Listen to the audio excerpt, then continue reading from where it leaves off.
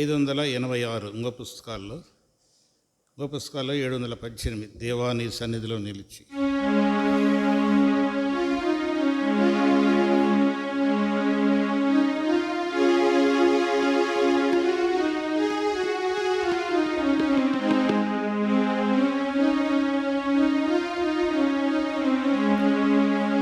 దేవాని సన్నిధిలో నిలచి దీనులమై మొరపెట్టుచున్నాము, దీనులమై మొరపెట్టుచున్నాము.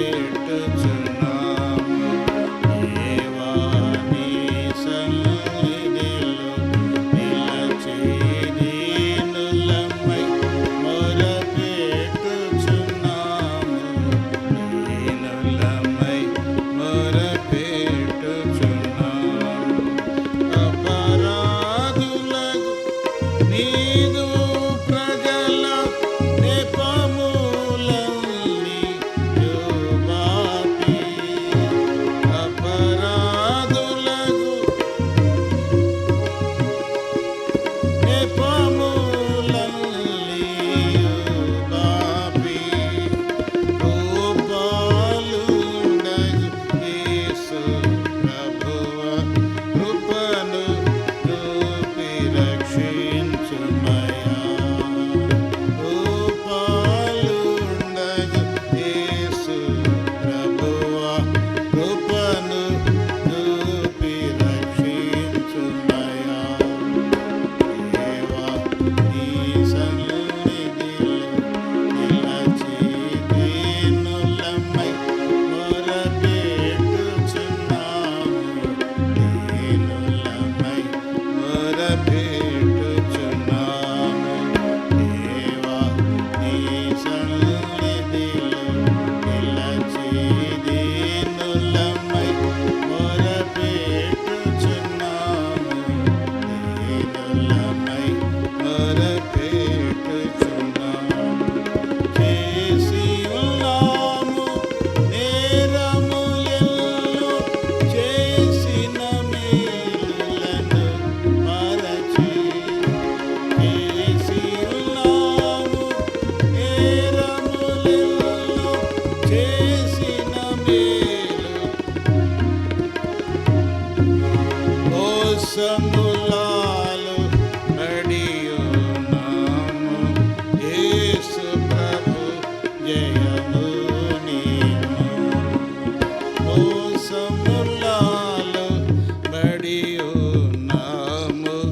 యేసు ప్రభు జయము నీవు. దేవా నీ సన్నిధిలో నిలచి దీనులమై మొరపెట్టుచున్నాము, దీనులమై మొరపెట్టుచున్నాము. దేవా నీ సన్నిధిలో నిలచి దీనులమై మొరపెట్టుచున్నాము, దీనులమై పెట్టుచున్నాము. లోకపు మర్యాదలకు లొంగి లోకుల మాటలను వినియు. లోకపు మర్యాదలకు లొంగి లోకుల మాటలను నీ కాటడలను మరచితిమి. కాటుము మమ్ము నీ వాక్యముచే. నీ కాటడలను మరచితిమి. కాటుము మమ్ము నీ వాక్యముచే. దేవా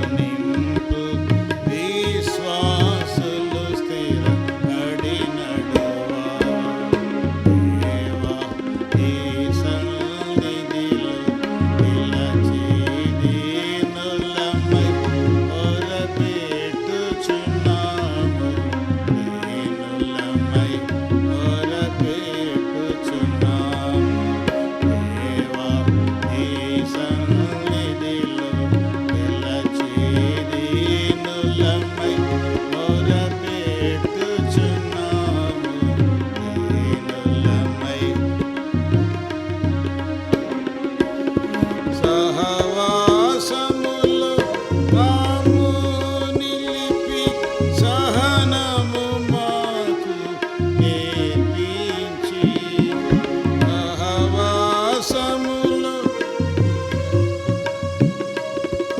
సహనము మాకు నేర్పించి మహిమా పూర్ణుడ యేసు నిన్ను ఈ మహిలో చాటించుటకు మహిమా పూర్ణుడ యేసు నిన్ను ఈ మహిలో చాటించుటకు దేవా నీ సన్నిధిలో నిలచి దీనులమై మొరపెట్టుచున్నాము దీనులమై మొరపెట్టుచున్నాము దేవా నీ సన్నిధిలో నిలచి దీనులమై మొరపెట్టుచున్నాము దీనులమై మొరపెట్టుచున్నాము. దేవుని వాక్యాన్ని విందాం.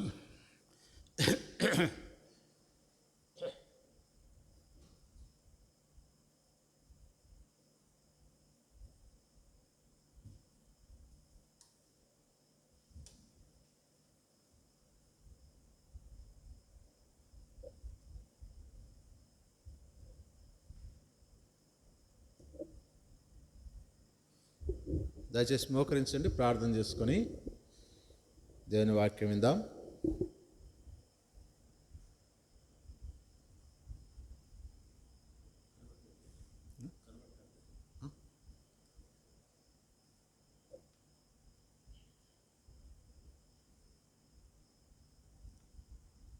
ప్రేమల దేవా, పరిశుద్ధమైన తండ్రి, యేసుక్రీస్తు ప్రభు మా రక్షకుని నామములో మీ పాదములకు వందనములు స్తుతులు స్తోత్రం చెల్లించుకుంటున్నాం. దీనులమై మీ సన్నిధిలో మొరపెట్టడానికి ప్రభా మీ ప్రజలమైన మమ్మను మీరు ప్రేమించి ప్రభా రక్షించి మా దేవుడుగా మా ప్రభుడుగా ఉంటూ ప్రభా మమ్మల్ని సమకూర్చిన మీ ప్రేమను బట్టి వందనములు. అవును ప్రభా, అడుగుడి మీకు ఇవ్వబడి అని సెలవిచ్చారు, తప్పక దొరుకును అని సెలవిచ్చారు. ప్రభా, ఇంతవరకు పాటల ద్వారా మీ నామాన్ని మయంపరచగలిగాం, కనపరచగలిగాం. మీకు ఇంత వందనాలు ప్రభా. ఈ రాత్రికాల సమయంలో ప్రార్థన కొరకై మీ లేఖన భాగం మాకు అనుగ్రహించుము. మీ వాక్య వెలుగులో మమ్మల్ని నడిపించమని ప్రార్థిస్తున్నాం. ఈ సన్నిధిలో మేము ప్రార్థన చేసి మీ నుండి మేము జవాబు పొందడానికి, దీనులముగా మీ సన్నిధిలో మేము మొరపెట్టడానికి మీరు సహాయం చేయండి. మొరను ఆలకించే దేవుడు, ప్రత్యుత్తరం అనుగ్రహించే దేవుడు, మీకే వందనం చెల్లించుకుంటున్నాం. మీ దాసుని నన్ను కూడా జ్ఞాపకం చేసుకోండి. అయోగ్యుని అపాత్రుని ప్రభా, జ్ఞానం లేనివాడిని శిరు రక్తాన్ని ప్రోక్షించండి నాయన. నన్ను కాళ్ళు చేసి మీ ఆత్మతో నింపి మీరు అభిషేకించి మీ నోటికి బోరుగా వాడుకోమని ప్రార్థిస్తున్నాం. చేరి వచ్చిన వారి బట్టి వందనాలు. ఇంకా ఎవరైనా మీ ఏర్పాట్లో ఉంటే ప్రభా, దయతో వారిని ప్రోత్సహించి ప్రేరేపించి మీ సన్నిధానమునకు మీరు తీసుకురామని మీ సన్నిధిలో మనవి చేస్తున్నాం. ప్రభా, ఆవరణమంతా ఆత్మస్వరూపిగా సంచరించండి. ప్రార్థించగలిగే ఆత్మను మనసును మాకు అనుగ్రహించండి. ఆవరణ చుట్టూ మీకు అగ్ని ప్రాకారం ఉంచమని ప్రార్థిస్తూ మమ్మల్ని తగ్గించుకుంటే మీ నామాన్ని గణపరుస్తూ యేసుక్రీస్తు ప్రభునామమున స్తుతించి ప్రార్థించి వేడుకొనుచున్నాం తండ్రి, ఆమేన్.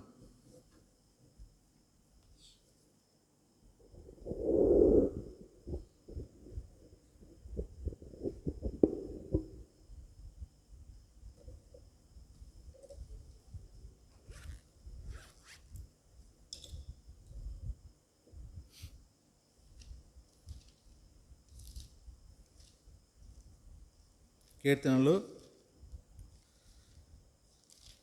86 కీర్తన 86 5వ వచనం అందరు కలిసి చదువుకుందామండి. కీర్తన 86 5వ వచనాన్ని చదువుకుందాం, అందరు కలిసి చదువుకుందాం. ప్రభువా, నీవు దయాళుడవు, క్షమించుటకు సిద్ధమైన మనస్సు గలవాడవు, నీకు మొరపెట్టు వారందరి ఎడల కృపాతిశయము గలవాడవు.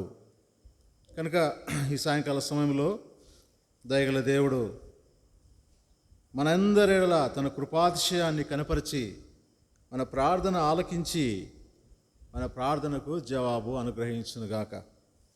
రాయబడింది, ప్రభువా, నీవు దయాళుడవు, క్షమించుటకు సిద్ధమైన మనసు కలిగిన వాడవు.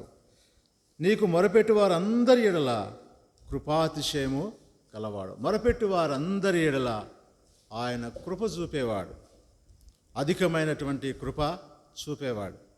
రోమాపత్రిక 10వ అధ్యాయం 12వ వచనం కూడా వ్రాయబడింది.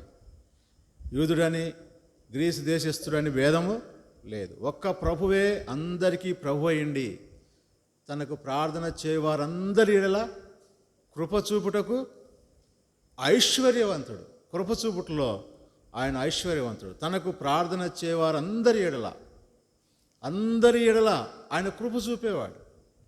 తనకు మొరపెట్టు వారందరి ఎడల, తనకు ప్రార్థన చేయవారందరి ఎడల ఆయన కృప చూపుటకు ఐశ్వర్యవంతుడు.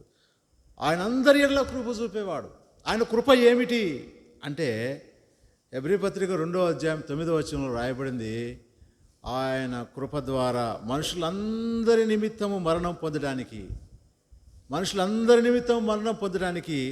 ఆయన దూతల కంటే కొంచెము తక్కువ అనిగా చేయబడ్డాడు. మనుషులందరి నిమిత్తం మరణం పొంది, అదే ఆయన కృప. మనుషులందరి ఎడల ఆయన చూపినటువంటి కృప అందరి నిమిత్తమే. మనుషులందరి కొరకు ప్రాణం పెట్టాడు. మనుషులందరి కొరకు మరణించి చనిపోయి పాతిపెట్టబడి తిరిగి 3వ దినాన లేచాడు. కనుక తనకు మొరపెట్టు వారందరి ఎడల ఆయన కృప చూపుటకు ఆయనకు ఎటువంటి పక్షపాతం లేదు. ఆయన అందరికీ ప్రభు అయినాడు. అందరి కొరకు మరణమును అనుభవించిన వాడుగా ఉంటున్నాడు. అందరికీ కృప చూపుటకు ఐశ్వర్యవంతుడిగా ఉంటున్నాడు. సరే, ఏమిటి ఆయన కృప? ఏమిటి ఆయన యొక్క కృప? ఆయనకు మనము మొరపెట్టినప్పుడు తనకు మొరపెట్టు వారందరి ఎడల ఆయన కృప చూపేవాడు. కొన్ని విషయాలు మనం లేఖన భాగంలో చూద్దాం. మొట్టమొదటిగా మనం గమనించినట్లయితే మా అందరికీ తెలిసిన లేఖన భాగాలే. 145వ కీర్తన 18వ వచనం రాయబడింది. ఏమో రాయబడింది? తనకు మొరపెట్టు వారికి, తనకు నిజముగా మొరపెట్టు వారికి అందరికీ ఆయన సమీపముగా ఉన్నాడు. ఏమిటి ఆయన కృప అంటే, తనకు నిజముగా మొరపెట్టే వారికి ఎలా ఉంటాడు? సమీపంగా ఉంటాడు. రెండవదిగా ఆయన కృప ఏమిటి అంటే,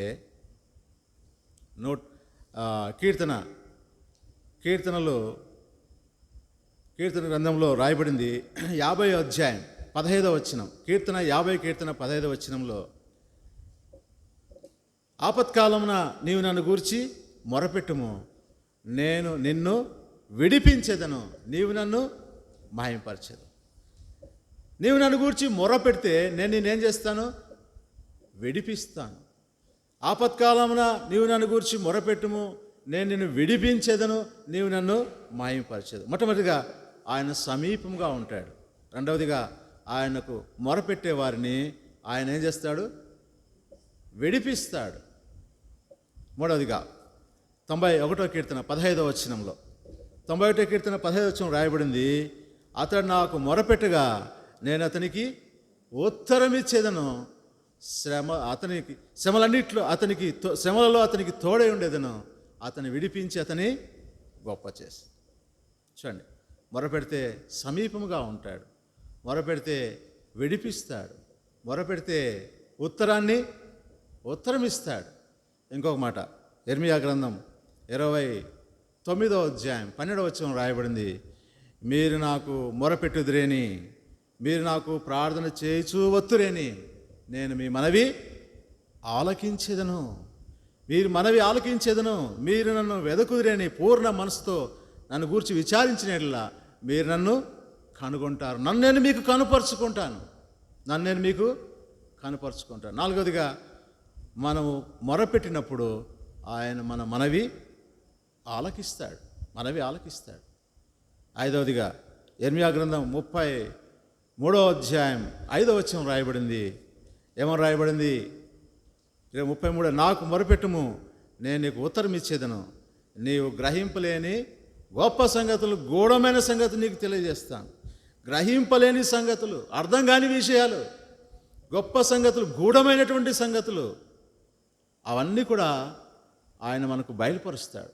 అర్థం కాని విషయాలు, ఎటు పోవాలో అర్థం కాదు, ఏమి చేయాలో అర్థం కాదు, ఎటు తోసినటువంటి పరిస్థితుల్లో నాకు మొరపెట్టు, నేను నీకు ఉత్తరం ఇచ్చేదను. నీవు గ్రహింపలేని గొప్ప సంగతులు, గూఢమైనటువంటి నువ్వు గ్రహింపలేని సంగతులు, గూఢమైనటువంటి సంగతులు నీకు బోధిస్తాను, తెలియజేస్తాను. కనుక ఆయన కృప ఎన్ని విధాలుగా ఉంటున్నదో, తనకు మొరపెట్టు వారందరి ఎడల కృప చూపుటకు ఆయన ఐశ్వర్యవంతుడు. సమీపముగా ఉంటాడు, మొరపెడితే విడిపిస్తాడు, తోడుగా ఉంటాడు, ఇంకా మనవి ఆలకిస్తాడు, ఇంకా గ్రహింపలేని విషయాలన్నీ కూడా మనకు తెలియజేస్తాడు.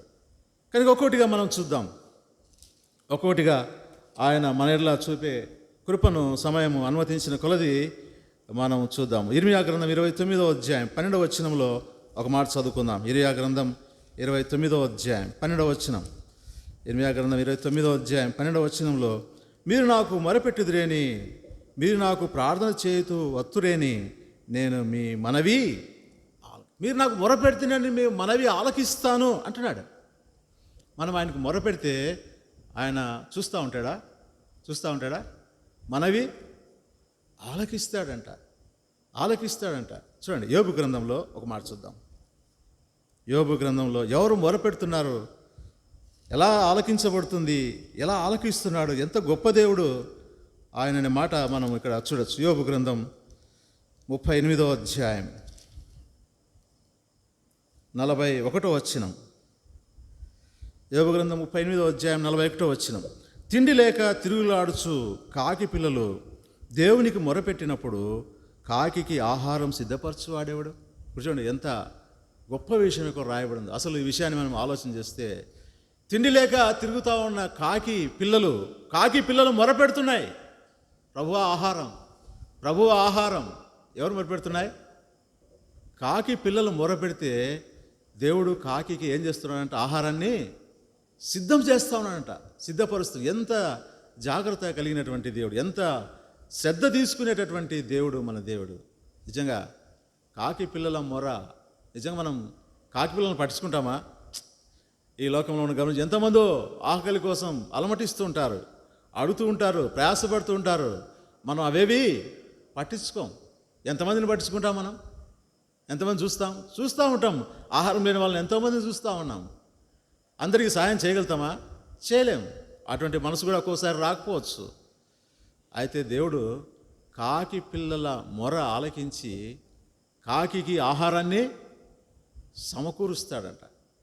ఎంత అద్భుతమైనటువంటి దేవుడు. కాకి పిల్లలు మొరపెడుతున్నాయి. నిజంగా మనం కూడా మన పిల్లలకు మొరపెట్టేది నేర్పించాలి. చాలాసార్లు ఈ విషయాల్లో మనం తప్పుతూ ఉంటాం. మనం మొరపెట్టడమే కాదు, కానీ మన పిల్లలకు కూడా మనం మొరపెట్టడం నేర్పే వాళ్ళంగా ఉండాలి. వాళ్ళ చదువునో లేకపోతే ఇంకొక వాళ్ళు అలసిపోయారనో ఇక వాళ్ళను దేవుని మందిరానికి తీసుకురావడం లేదా దేవుని సన్నిధిలో కూర్చోబెట్టడం, ఇటువంటి వాటి విషయంలో కొన్నిసార్లు మనం తప్పుతూ ఉంటాం.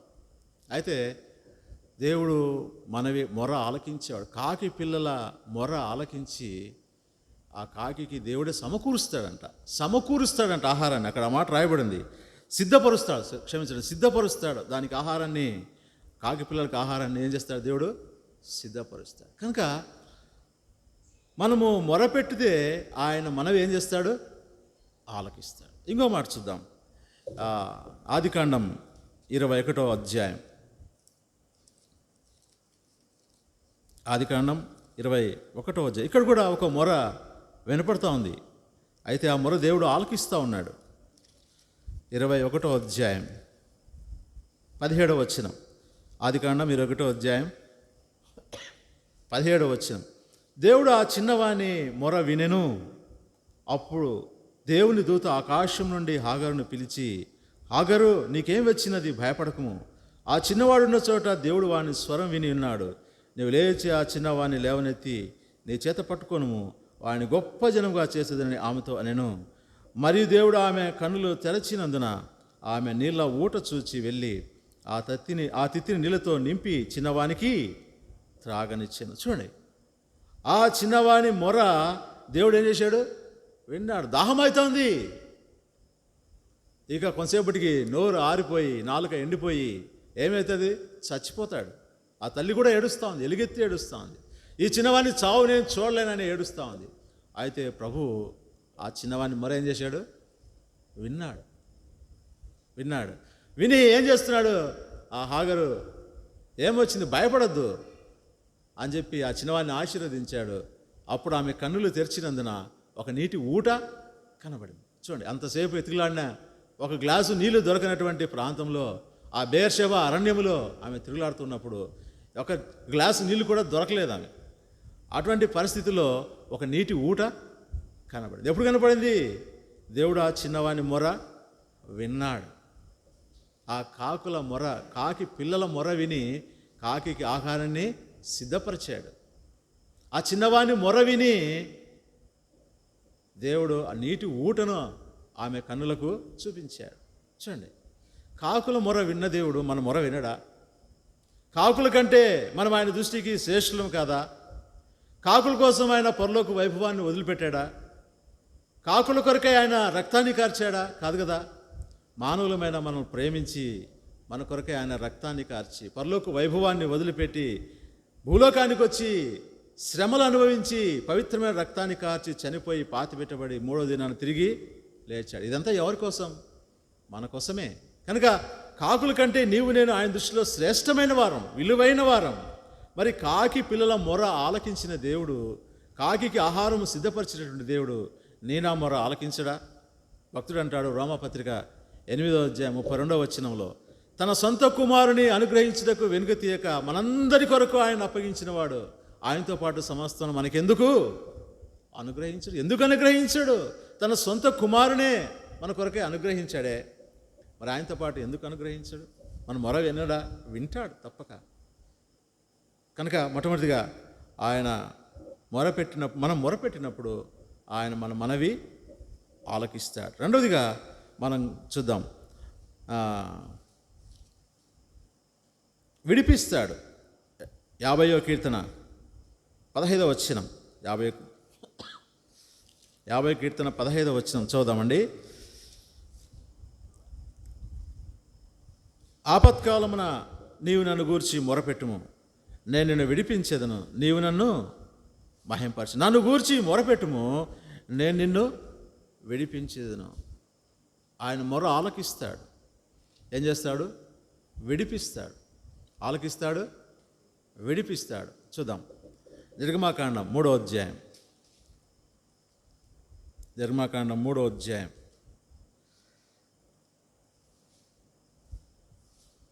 7వ వచనం చదువుతాను దయచేసి. 9వ వచనం చదువుదాం. నిర్గమాకాండం 3వ అధ్యాయం 9వ వచనం. ఇశ్రాయేలుల మొర నిజముగా నా యుద్ధకు చేరినది, ఐగుప్తీయులు వారిని పెట్టుచున్న హింసను సూచిత. 7వ వచనం చూద్దాం. మరియు యెహోవా ఇట్లనెను, నేను ఐగుప్తులో ఉన్న నా ప్రజల బాధను నిశ్చయముగా చూచితిని, పనుల్లో తమను కష్టపెట్టు వారిని బట్టి వారు పెట్టిన మొరను వింటిని, వారి దుఃఖములు నాకు తెలిసేనవి. కాబట్టి ఐగుప్తీయుల చేతుల నుండి వారిని విడిపించుటకును ఆ దేశంలో నుండి విశాలమైన మంచి దేశమునకు, అనగా కనానీయులను, హెతీయులను, అమోరీయులను, పెరిజ్జీయులను, హివ్వీయులకును, యెబూసీయులకును నివాసస్థలమై పాలు తేనెలు ప్రవహించు దేశమునకు వారిని నడిపించుటకు దిగి వచ్చి ఉన్నాను. చూడు ఎట్లా వచ్చినట? దిగి పరలోకం నుండి భూలోకానికి దిగి వచ్చాడంట మొర విని. ఇశ్రాయేలు పెట్టిన మొర నా దగ్గరికి చేరిందయ్యా. మోషే, ఇశ్రాయేలు పెట్టిన మొర నా దగ్గరికి నేను చూశాను, నేను తట్టుకోలేకపోయాను. నా ప్రజలు పెట్టినటువంటి మొర, నా ప్రజలు వారు పెడుతున్నటువంటి బాధ, హింస నేను చూశాను. వారిని విడిపించడానికి నేను దిగి వచ్చాను. చూడండి ఎంత ప్రేమగల దేవుడు, ఎంత అద్భుతమైన దేవుడు. తనకు మొరపెట్టు వారందరి ఎడల ఆయన ఎటువంటి వాడు? కృపాతిశయము కలిగినటువంటి దేవుడు. నిజంగా ఆనాడు వారు మొరపెట్టారు. ఆ ప్రజలు మొరపెడుతూ వచ్చినప్పుడు ఇశ్రాయేలు ఐగుప్తులు పెట్టినటువంటి బాధ, ఆ యొక్క హింస తట్టుకోలేక దేవునికి మొరపెట్టారు. దేవునికి మొరపెట్టినప్పుడు అక్కడ దేవుడు చెప్పాడు ఆ మాట, నేను చూచాను, వారి బాధను నేను చూచాను, వారు పెట్టిన హింసను చూశాను, పనుల్లో తమను కష్టపెట్టు వారి కనుక వారి బాధలన్నీ నాకు తెలిసే ఉన్నాయి. వారి మొర నేను ఆలకించాను, వారిని విడిపించడానికి నేను దిగి వచ్చాను. కనుక ఎలాగ దేవుడు వారిని విడిపించాడో అది మనందరికీ తెలుసు. వారిని విడిపించాడు, వారిని తోడుకొని వచ్చి 40 సంవత్సరములు వారిని తోడుకొని వచ్చాడు. అరణ్య మార్గంలో వారిని నడిపిస్తూ వచ్చాడు. పగలు మేఘస్తంభముగా ఉన్నాడు, ఎండ తగలకుండా, తన ప్రజలకు ఎండ తగలకుండా పగలు ఎలా ఉన్నాడు? మేఘస్తంభముగా ఉన్నాడు. రాత్రి వారికి వెలుగు ఇవ్వడానికి చీకటిలో అరణ్యంలో అగ్నిస్తంభముగా ఉన్నాడు. రాత్రిలో ఎలా ఉన్నాడు? దేవుడే అగ్నిస్తంభం. లైట్లు లేవు, ఉన్నాయా? అరణ్యంలో ఏమున్నాయి? అగ్నిస్తంభముగా ఉన్నాడు. అగ్ని వెలుగు ఇస్తూ ఉంది. రాత్రిపూట వెలుగు, పగలు ఎండ తగలకుండా తన ప్రజలకు మేఘస్తంభంగా ఉంటూ ఆయన వారిని నడిపిస్తూ వచ్చి ఎంత అద్భుతమైన దేవుడు. దిగి వచ్చాను అన్నాడు. మొర విని దిగి వచ్చే దేవుడు అన్నాడు. కనుక మనం గమనించినట్లయితే మొట్టమొదటిగా మన మనవి ఆలకించే దేవుడు. మొరపెట్టినప్పుడు మనవి ఆలకించే దేవుడు. ఇక మొరపెట్టినప్పుడు విడిపించే దేవుడు. ఇంకో మాట చూద్దాం. 145వ కీర్తన 18వ వచనంలో తనకు మొరపెట్టు వారందరికీ, నిజముగా మొరపెట్టు వారికి ఆయన ఎలా ఉంటాడు? సమీపంగా ఉంటాడు. నిజంగా మొరపెట్టాలి. నిజమైనటువంటి మొర. ఈ మొరలో నిజము కాంతి కూడా ఉంటుందా? ఉంటుంది అంటే ఉంటుంది అని చెప్పచ్చు. ఎలా ఉంటుంది చూద్దాం. నిజము కాని మొర ఏంటి? నిజమైనటువంటి మొర ఏమిటి? రాజుల గ్రంథం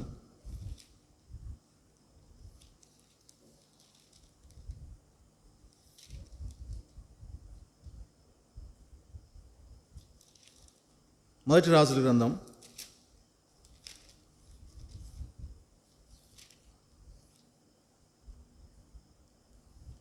3వ అధ్యాయం. 1 రాజుల గ్రంథం 3వ అధ్యాయం. ఇక్కడ జరిగినటువంటి వృత్తాంతం మనందరికీ తెలుసు. ఒక రాజు దగ్గరికి 2 స్త్రీలు వచ్చారు. ఒక బిడ్డను ఎత్తుకొని వచ్చారు. ఇద్దరు న్యాయం కోసం వచ్చారు. ఈ బిడ్డ నాది అంటే, ఈ బిడ్డ నాదంటే, ఇద్దరు నాదని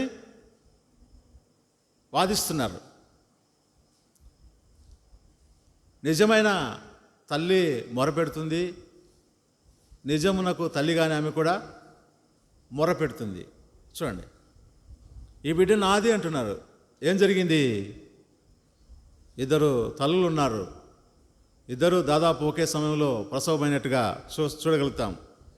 ఒక తల్లి ఏం చేసింది? రాత్రి తన బిడ్డ మీద పడింది. బిడ్డ ఏమైంది? చనిపోతానే మరి భయపడిందో ఏమో, ఆ బిడ్డను తీసి పక్క మంచంలో ఉన్న ఆ తల్లి దగ్గర పెట్టి ఆ బతికిన బిడ్డను తీసుకొచ్చి తన దగ్గర పెట్టుకుంది. ఉదయం చూసి తల్లి కనుక్కుంది, నిజమైన తల్లి కనుక్కుంది. ఈ బిడ్డ నాది అంటే, లేదు నాది అని ఇద్దరు అనుకొని నేరుగా ఎక్కడి దగ్గరికి వచ్చారు? రాజు దగ్గరికి వచ్చారు. సరే, ఈ ఫేక్ తల్లికి ఆ బిడ్డ తనది కాదన్న విషయం తెలుసా? తెలీదా? తెలుసు. మరి రాజు దగ్గర పోతే ఏమవుతుంది? ఆయన కూడా పోయింది. ఆయన కూడా మొరపెడుతుంది, ఈ బిడ్డ నాదే రాజుగారు, ఈ బిడ్డ నాదే, నాకు కావాలని మొరపెడుతుంది. చూడండి, తనది కాని దానికోసం కూడా ఆమె మొరపెడతా ఉంది. అది నిజమైన మొర కాదు, అది ఫేక్. ఏమంటారు? నిజము కానటువంటి మొర. అయితే దయగల దేవుడు, ఆయన హృదయాన్ని పరిశోధించే దేవుడు, అంతరింద్రియంలో ఎరిగినటువంటి దేవుడు ఎవరికి సమీపంగా ఉంటాడు? ఎవరి మొర నిజమైందో, ఎవరి మొర నిజమైంది ఆయనకి తెలుసు. ఒకవేళ ప్రజలమైన మనకు తెలియకపోవచ్చు, నాకు తెలియకపోవచ్చు, నీ తెలియకపోవచ్చు, కానీ ఆమె చేసింది తప్పే ఆమెకు తెలుసు బాగా. ఆమెకు తెలిసి ఏం చేసింది? రాజు దగ్గరికి పోయింది. రాజు దగ్గర కూడా తను ఒప్పుకోవడం లేదు. ఈ బిడ్డ నాదే అంటుంది. ఇది ఎంత విచిత్రమైనటువంటి మొర. తెలియక చేస్తుందా, తెలిసి చేస్తుందా అంటే తెలిసే చేస్తుంది. దాంట్లో అర్థమేమిటి? చూడండి, చాలాసార్లు మనం ఏం మొరపెడుతున్నామో అన్న దాని విషయం కూడా మనం జాగ్రత్త కలిగి ఉండాలి. మనం వెళ్తుంది దేవుని దగ్గరికి. హృదయ అంతరింద్రియములు పరిశోధించడానికి శక్తిగల దేవుడు. ఆయనకు సమస్తం తెలుసు. ఏది నిజమైన మొరో, ఏది నిజము కానటువంటి మొరో ఆయనకు బాగా తెలుసు. మనం ఆయన్ను మభ్యపెట్టలేం. ఆయన న్యాయవంతుడు. కనుక మనం ఏదైతే అడుగుతున్నామో అది నిజమైన మొర, నిజం కానటువంటి మొర మనం ఎరిగిన వారమై మనం మొరపెడితే, ఎవరి మొర నిజమైందో, నిజముగా మొరపెట్టే వారికి ఆయన ఎలా ఉంటాడు? వారి పక్షంగా ఉంటాడు. ఇంకో మాట చెప్పాలంటే వారి సమీపంగా ఉంటాడు, లేదా వారి పక్షంలో ఉంటాడు, వారికి న్యాయము చేస్తాడు. కనుక ఈ మాటలు మనం జ్ఞాపకం ఉంచుకుందాం. మొట్టమొదటిగా ఆయన విడిపిస్తాడు, ఆయన మనవి ఆలకిస్తాడు, ఆయన సమీపముగా ఉంటాడు, ఇంకా గ్రహింపలేనటువంటి గొప్ప సంగతులు, గూఢమైన సంగతులు ఆయన మనకు తెలియజేస్తాడు. ఇంకా ఆయన మనం గమనించినట్లయితే ఆయన మనకు ఉత్తరం ఇస్తాడు. కనుక ఇవన్నీ మనం దేవుని సన్నిధిలో మనం తలపోసుకుంటూ, మనం పరీక్షించుకుంటూ, ఆయన ఇచ్చిన వాగ్దానాలని బట్టి మనము ఇంకా కొంచెం విశ్వాసంలో మనం మన మనవి ఆలకించేవాడని, మన మొరను ఆలకించేవాడని, ఇంకా విశ్వాసాన్ని పెంచుకుంటూ మనం ఆయన సన్నిధిలో ప్రార్థన చేసి మొరపెట్టడం ద్వారా ఆయన నుండి మన జవాబు పొందవచ్చు. అయితే మన మొర ఎలాగుండాలి? ఎవరి మొర వింటాడు అంటే, ఇక ఇంకొక మాట కూడా ఉంది. 145వ కీర్తన 19వ వచనం. 145వ కీర్తన 19వ వచనంలో ఒక మాట ఉంది. తన యందు భయభక్తుల వారి కోరిక ఆయన నెరవేర్చును, వారి మొర ఆలకించి వారిని. ఎవరి మొర ఆలకిస్తాడు? ఆయనకు వ్యతిరేకంగా ఉంటే, నిజము కాని మొర పెడితే, ఆయన దేవుడు, ఆయన అన్నీ ఎరిగినవాడు. ఎవరైతే తన యందు భయభక్తులు కలిగి ఉంటారో, దేవుడు అంటే భయము, భక్తి కలిగి ఉంటారో, వారి మొర ఆయన ఆలకిస్తాడు. చాలామందికి భయం ఉండదు, భక్తి ఉంటుంది. భక్తి ఉంటే భయం ఉండదు, భయం ఉంటే భక్తి ఉంటుంది. కొంతవరకు భయం, దేవుడు అంటే భయం. అమ్మా దేవుడు, చాలామంది చూస్తూ ఉంటాం, దారిలో పోతా కూడా ఆ చెప్పులు వదిలేసి ఇట్లా అనుకొని పోతారు. భయం ఉంది కానీ భక్తి లేదు. దేవుని ప్రేమించడం, దేవుని సన్నిధికి రావడం, దేవునితో సహవాసం కలిగి ఉండడం, రక్షణ, మారు మనసు అవన్నీ వారికి తెలియదు. కానీ దేవుడు ఉన్నాడు అనేటువంటి భయం అంతే. కొంతమంది భక్తి ఉంటుంది కానీ భయం ఉండదు. భక్తి ఉంటారు, అన్ని మీటింగులకు వస్తారు, ప్రార్థన చేస్తారు, వాక్యం చదువుతారు, అన్నీ చేస్తారు, కానీ చేయకూడని పనులన్నీ చేస్తారు. ఆజ్ఞను అతిక్రమిస్తారు, దేవునికి ఇష్టం లేని కార్యాలని తెగించి చేస్తారు. అంటే ఏం లేదు? భయం లేదు. భక్తి ఉంది, భయం లేదు. కనుక ఏముండాలంటే దేవుడు అంటాడు, భయము భక్తి రెండు మనం కలిగి ఉన్నప్పుడు నిజంగా దేవుడు మన మనవి ఆలకిస్తాడు, మన మొర ఆలకిస్తాడు. ఆలకించి వారిని రక్షిస్తాడు, వారి కోరికను ఆయన తీరుస్తాడు. దయగల దేవుడు. ఇంకొక మాట కూడా చూద్దాం. 34వ కీర్తన. ఎవరి మనవి ఆలకిస్తాడు? 34వ కీర్తన 17వ వచనం. నీతిమంతులు మొరపెట్టగా యెహోవా ఆలకించును, వారి శ్రమలన్నిటిలో నుండి వారిని విడిపించు. ఎవరి మొర? నీతిమంతులు. మొదటి పేతురు పత్రిక 3వ అధ్యాయం 12వ వచనంలో కూడా ఆ మాట ఉంది. యెహోవా కన్నులు నీతిమంతుల మీదను, ఆయన చెవులు వారి ప్రార్థన మీదను ఉన్నవి, కానీ కీడు చేయవారికి ఆయన ముఖము విరోధముగా ఉన్నది. ఆయన కన్నులు నీతిమంతుల మీద ఉన్నాయి, ఆయన చెవులు వారి ప్రార్థనల వైపే ఉన్నాయి. వారి ప్రార్థన ఆలకించి, వారి మొర ఆలకించి ఆయన వారి కలిగిన శ్రమలన్నిటిలో నుండి వారిని ఏం చేస్తాడంట? విడిపిస్తాడు. కనుక నీతి కలిగిన వారంగా మనం ఈ లోకంలో జీవించాలి. అప్పుడు మన మొర ఆయన సన్నిధికి చేరుతుంది. మన శ్రమలన్నిటిలో నుండి ఆయన విడిపిస్తాడు. అవసరత తీర్చే దేవుడు, అక్కర్లన్నీ తీర్చే దేవుడు. తనకు మొరపెట్టు వారందరి ఎడల ఆయన కృపాతిశయం కలిగినటువంటి దేవుడు. నిజంగా మొరపెట్టాలి. ఎంతసేపు మొరపెడుతున్నామా? నిజమైన మొరపెడుతున్నామా? నిజంగా మన మొర ఆయన సన్నిధి చేరాలంటే భయభక్తులు కలిగి ఉండాలి. ఆ విషయమే మనం గమనిక కలిగి ఉన్నామా? ఏదో ప్రార్థన చేస్తున్నాం, అయ్యో నా ప్రార్థన ఆయన సన్నిధి చేరాలంటే, నా మొర ఆయన ఆలకించాలంటే నేను ఆయన యందు భయము కలిగి ఉండాలి, భక్తి కలిగి ఉండాలి అన్నటువంటి గమనిక మనం కలిగిన వారంగా ఉండాలి. నీతి కలిగి లోకంలో జీవించాలి. అప్పుడు ఆయన నా ప్రార్థన ఆలకిస్తాడు, నా మొర ఆయన సన్నిధి చేరుతుంది. ఆయన కృపలన్నీ నాకు అనుగ్రహిస్తాడు, విడిపిస్తాడు, ప్రత్యుత్తరం ఇస్తాడు, మనవి ఆలకిస్తాడు, గ్రహించలేని గొప్ప సంగతులు, గూఢమైన సంగతులు అన్నీ కూడా తెలియజేస్తాడు. దానియేలు మొరపెట్టినప్పుడు అసలు ఎవరికి అర్థం కానటువంటి విషయాలు దేవుని దూత పరలోకం నుండి వచ్చి దానియేలుగా మర్మాలు, విషయాలన్నీ బోధించింది. దానియేలు ప్రార్థన చేయడం ఆరంభించిన వెంటనే ఆయనకు జవాబు ఇవ్వాలని పరలోకంలో ఒక ఆర్డర్ పాస్ అయింది. దేవుడు ఆర్డర్ పాస్ అయ్యి, వెళ్ళు, నా కుమారుడు మొరపెడుతున్నాడు, ఆయనకేం అవసరమో అవన్నీ ఆ సమాచారం అంతా చెప్పేసాయి. కళ భావాన్ని కూడా చెప్పగలిగినటువంటి జ్ఞానం దానియేలుకి ఎలా వచ్చింది? పరలోకం నుండి దూత వచ్చింది. దూత వచ్చి ఆ విషయాలన్నీ ఆయనకు చెప్పింది. ఆ కళభావం, ఒకసారి కళభావం తెలియక ఆయన ఎంతో బాధపడుతున్నాడు. ఒక దర్శనాన్ని చూశాడు, దాని భావం తెలియక ఎంతో బాధపడుతున్నాడు. అలాంటి సందర్భంలో దేవుడు తన దూతను పంపి ఆ విషయాలన్నీ కూడా ఆయనకు తెలియజేస్తాడు. నువ్వు గ్రహింపలేని గొప్ప సంగతులు, గూఢమైన సంగతులు నీకైనా నువ్వు మొరపెడితే చాలు. అయితే నువ్వు ఆయన ఎందుకు భయభక్తులు కలిగి ఉండాలి. ఆయన కొరకు నువ్వు నీతిగా బ్రతుకుతూ ఉంటే ఆయన మనవి ఆలకించి నీ ఎందుకు కృప చూపడానికి ఆయన కృపాతిశయము గలవాడు, కృప చూపుట్లో ఐశ్వర్యవంతుడు. కనుక ఆ విధంగా మనం దేవుని సన్నిధిలో ప్రార్థన చేసి మనం అప్పగించుకొని ఆయన జవాబు పొందుదుగాక. దయగల దేవుడు లేఖన భాగాన్ని దీవించునుగాక.